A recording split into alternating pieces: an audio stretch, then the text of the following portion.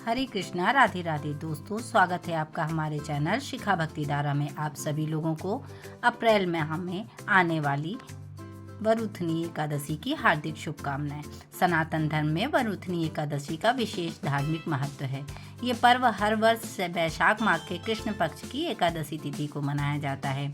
इस दिन विशेष रूप से भगवान लक्ष्मी नारायण की पूजा की जाती है और व्रत रखने वाले भक्त मनोवांछित फल की प्राप्ति के लिए उपवास करते हैं। वरुथनी एकादशी का व्रत करने से भक्त के जीवन में सुख, समृद्धि और सौभाग्य की वृद्धि होती है। साथ ही यह व्रत साधक को सभी प्रकार के संकटों से मुक्ति प्रदान करता है।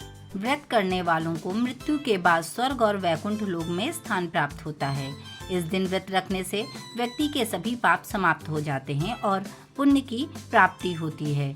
वरुथनी एकादशी का व्रत भगवान विष्णु की कृपा पाने का एक विशेष अवसर है। इस एकादशी पर अगर आप घर पर वरुथनी एकादशी की पूजा करना चाहते हैं तो आइए जानते हैं सही पूजा विधि और नियमों के बारे में। वीडियो शुरू करने से पहले अगर आप चैनल में नए हैं तो चैनल सब्सक्राइब कर लें और आने वाली वीडियो की जानकारी चाहते हैं तो बेल आइकन का बटन प्रेस कर दें ताकि आपको नई वीडियो की जानकारी मिल सके और वीडियो को लाइक व शेयर करना बिल्कुल ना भूलें। तो चलिए वीडियो शुरू करते हैं। सबसे पहले बात करते हैं व्रत के नियमों के बारे में। तो इस दिन कांसे के बर्तन में भोजन नहीं करना चाहिए। मांस और मसूर की दाल का सेवन भी नहीं करना चाहिए।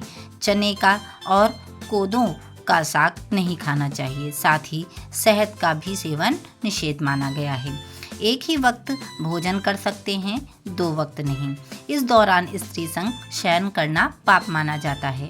इसके अलावा पान खाना, दातून करना, नमक, तेल अथवा अन्य वर्जित है।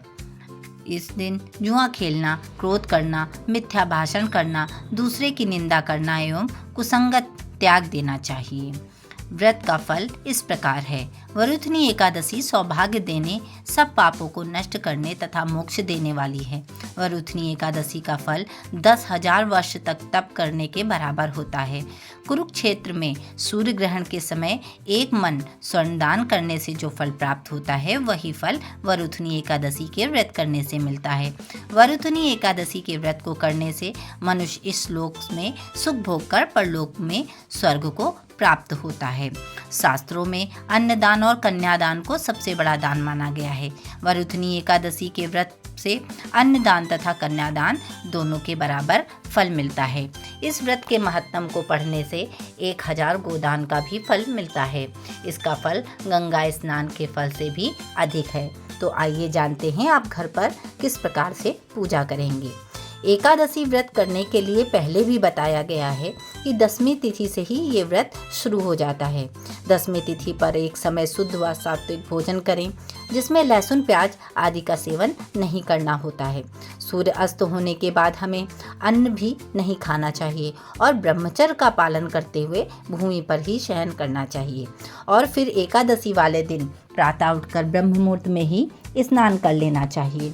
अगर संभव हो तो किसी नदी या सरोवर में स्नान कर लें।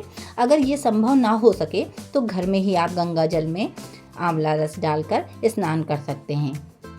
फिर साफ व स्वच्छ कपड़े पहने, हो सके तो पीले रंग के ही कपड़े धारण करें। काले व नीले रंग कपड़े पहनना पूजा में वर्जित है। याद रखें, इस दिन आप झाड़ू ना लगाएं क्योंकि कहा जाता है कि व्रत रखने वाले को इस बात का ध्यान रखना चाहिए कि उसके हाथों से किसी जीव को पीड़ा ना हो और झाड़ू लगाते समय छोटे जीवों को बहुत ही हानि पहुंचती है। इसलिए आज के दिन झाड़ू ना लगाएं। पूजा शुरू करने से पहले गंगा जल से पूरे घर में छींटे लगाएं और हल्दी से मेन गेट पर स्वास्तिक बनाएं। इससे घर में शुद्धता आती है और घर का वातावरण पॉजिटिव रहता है। फिर सबसे पहले सूर्य नारायण को जल अर्पित करें और उनकी वंदना करें। फिर पूजा आसन पर बैठकर सबसे पहले संकल्प लें। फिर भगवान श्री हरि विष्णु की जो भी मूर्ति हो या फिर आपके पास मूर्ति ना हो तो लड्डू गोपाल होंगे, उन्हें पंचामृत से स्नान कराएं। स्नान के बाद उन्हें सुंदर पीले वस्त्र धारण कराएं और उनका श्रृंगार करें। सुगंधित चंदन भी लगाएं। उसके बाद भगवान श्री हरि के आगे घी का दीपक भी प्रज्वलित करें और उस दीपक का भी पूजन करें। फिर धूप दीप अर्पित करें और भोग में भगवान को तुलसी दल जरूर अर्पित करें। याद रखें, तुलसी दल 10वीं तिथि को ही तोड़ लेना चाहिए, क्योंकि एकादशी तिथि को देवी तुलसी भी श्री हरि विष्णु के लिए एकादशी का उपवास रखती हैं और उन्हें एकादशी के दिन ना जल देना चाहिए और ना ही तोड़ना चाहिए। फिर भगवान को तांबूल, पुंगी, फल आदि अर्पित कर भगवान को मंत्रों द्वारा स्तुति करें। अगर मंत्र नहीं आते हैं तो आप नारायण स्तोत्र, विष्णु सहस्त्रनाम, विष्णु चालीसा आदि का पाठ भी कर सकते हैं। अगर वो भी नहीं आता तो प्रभु के नाम का कीर्तन ही कर लें। उसके बाद फल व मिठाइयों का भोग लगाएं। एकादशी पर भगवान को पीले मखाने की खीर का भोग अवश्य लगाएं, ये उत्तम होता है। फिर आप पूजा के बाद व्रत कथा का श्रवण अवश्य करें। कहते हैं कि पूजा में कथा का श्रवण अत्यंत फलदायी होता है और कथा के बगैर पूजा पूर्ण भी नहीं होती है। फिर प्रभु से अपनी गलतियों के लिए क्षमा याचना करें और आरती करें। एकादशी के दिन व्रत रख के पूरा दिन सोए नहीं। इसमें फलाहार खाएं और रात्रि में मंदिर में दीपदान अवश्य करें व रात्रि जागरण करके भगवान का संकीर्तन करें। अगले दिन द्वादशी को व्रत का पारण का जो समय बताया गया है उसी समय पर व्रत को खोलना चाहिए ताकि व्रत का पूर्ण फल मिल सके। फिर दान दक्षिणा व ब्राह्मण को भोजन कराएं। ये क्रिया व्रत खोलने से पहले ही कर लें। भगवान की पूजा अर्चना करके प्रभु श्री हरि की कृपा पाकर सभी मनोकामनाएं पूर्ण हों, ऐसी भावना के साथ अब हम आपसे विदा ले रहे हैं। एकादशी की व्रत कथा के साथ अगले वीडियो में फिर मिलते हैं।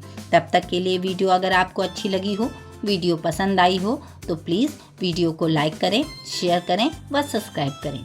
राधे राधे।